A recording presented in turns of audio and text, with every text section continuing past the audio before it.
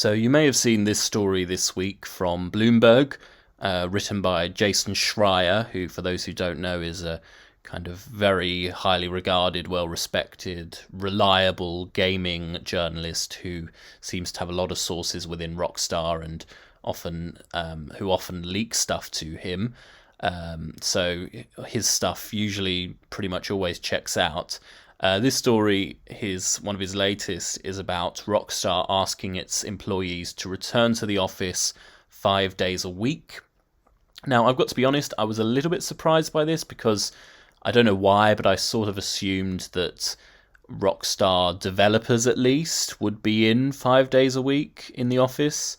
The pandemic, obviously, is in the past now, and although obviously a lot of companies have adapted and use hybrid work methods, I kind of assumed that game development would be something that you'd be better off being in the office for. But I could be very wrong with that, and obviously people have been splitting their time in between the office and working from home by the looks of things.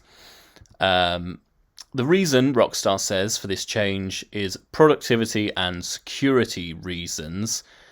The security angle you can kind of understand. Over the past few years, Rockstar, in relation to GTA 6, have suffered so many leaks, so many, I guess, hacks. It's quite shocking, really, because historically Rockstar's always kind of kept their stuff under tight wraps, and Rockstar has been a notoriously secretive company that, you only find out about Rockstar games when Rockstar announces stuff. But over the past few years, as we've seen with the various leaks in relation to GTA 6, that hasn't been the case. So you can understand the security reasons here. And I don't want to speculate, but you've got to ask the question, were these kind of leaks more easy? Did they happen essentially because people were working from home and security wasn't as tight?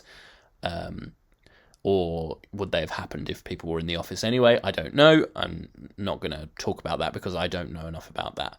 But another thing they're talking about here is productivity reasons. And they say there are tangible benefits from working in the office. An official quote here from Jen Colby, who's the head of publishing at Rockstar. She says, "Making these changes now puts us in the best position to deliver the next Grand Theft Auto at the level of quality and polish we know it requires." So essentially linking this directly to GTA 6 and saying that everyone being in the office will allow us to kind of really, knuckle down and get GTA 6 to this level that we want it to be. We want, and as they said before, we want perfection. So this is how they envision is the best way to do it, by getting everyone back in the office full time.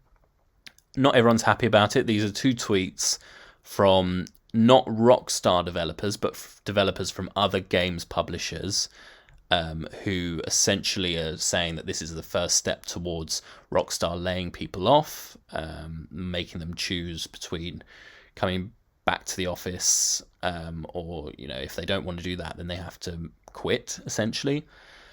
And the reaction from within Rockstar as well has not been entirely positive. This is from IGN. GTA 6 developers criticise Rockstar's reckless decision to force staff back to the office. I'll put all the links to these articles below in the description as well.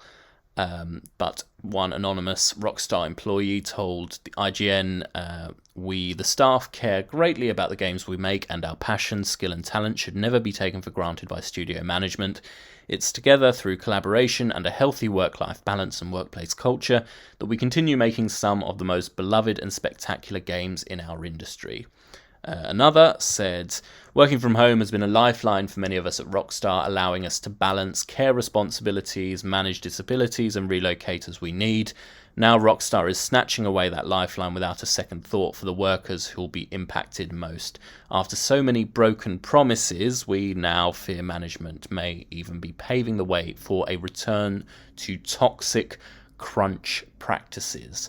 Now, for those who don't know what this person means when they're talking about the toxic crunch practices, historically, Rockstar has had a bit of a reputation for having what's been described as crunch culture, essentially in the lead up to the release of a big name game, or well, any Rockstar game these days is a big game.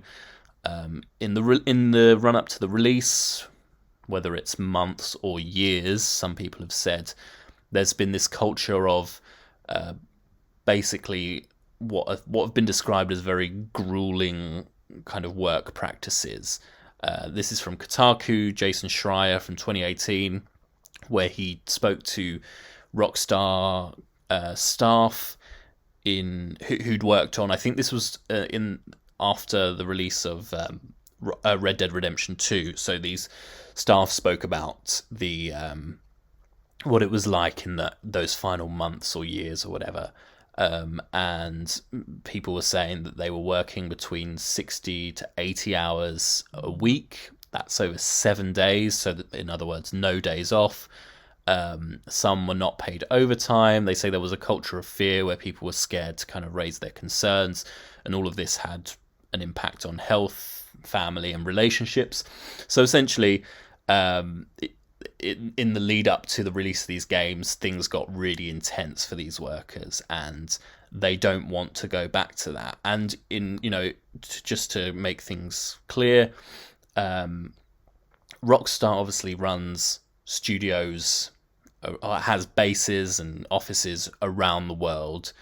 I'm not saying that this was the case in every one of those offices, but certainly in quite a few of them. But overall, it kind of points to historically the kind of intense culture within Rockstar. And Rockstar has acknowledged this. It kind of held up its hands and said, yes, we want to change things. And it says here, this is another Bloomberg article, cleaning up its frat boy culture, or what in the UK we would probably call like a laddish culture. A new tone at the company, changing creative direction. GTA 6 will probably feel very different from its predecessor. And it talks about also a separate issue. It kind of talks about the acknowledgement of like the Black Lives Matter movement, and how the world has changed, and GTA needs to as well. Although that's kind of a separate thing. But essentially, Rockstar has made some changes in the years since this kind of criticism emerged. And here's another Kotaku story by Jason Schreier. They have, it's been acknowledged by Rockstar employees that things have got better and things have improved. So you can understand then why Rockstar developers, Rockstar employees do not want to go back to that crunch and are concerned about this kind of move back to the office being kind of step one in a return to that crunch where things are just grueling and intense. What does all this mean for GTA 6?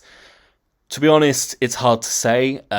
Some people will interpret the move as kind of things are happening quickly, and GTA is well on its way to kind of coming out early next year or something. Perhaps it means we could only be a year away. Others will interpret it as, they're worried that they might not meet the deadline, and so it could be delayed. That's why they're bringing everyone back. I don't know. It's hard to decipher, I think. But what I think it does tell us is that they are moving towards these final stages of the game, and so they obviously want all hands on deck to knuckle down and really make sure that this is a good game. And so that's why, in my opinion, they're bringing back all these people so that they can really get ready for the final stage of development.